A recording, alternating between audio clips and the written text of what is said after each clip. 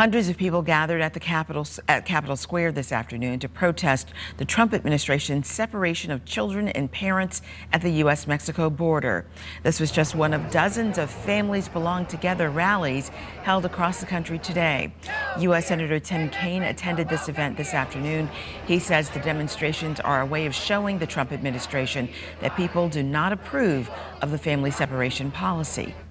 And bluntly, the president thought he could separate kids from their parents and the American public wouldn't care. That's the only reason he did it. He thought that they wouldn't care. But the president realized that America has a moral gag reflex, and we are revolted by his decision. Absolutely revolted by it.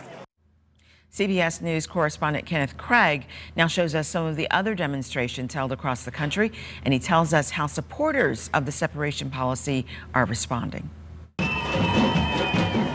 Thousands of protesters poured through the streets of Manhattan in the blistering heat. No hate, no fear, immigrants are welcome here. Manawar Ahmed joined the crowds demonstrating against the Trump administration's immigration policies. She brought her 2 young sons with her. I want them to know what our family stands for, what our values are. Pediatrician Steve Auerbach is concerned about the long-term harm to children separated from their parents. Taking children, tearing them away from their families is child abuse. Meryl Ranzer says fighting injustice is now her life's mission. What's your message today? My message today is that we all need to be in this fight. As all of these people cross the Brooklyn Bridge, off in the distance you can make out the Statue of Liberty, a symbol of American freedom, and also Ellis Island, the first stop for the millions of immigrants who built this country.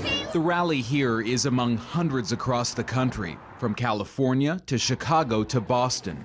In Washington, thousands marched toward the Capitol. Lin-Manuel Miranda sang for the crowd. My father wasn't around.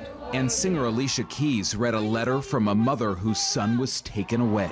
I had spent nights without sleep, searching son without knowing where he was, tortured day by day. President Trump signed an order to end the practice of separating families, but about 2,000 children have yet to be reunited with their parents.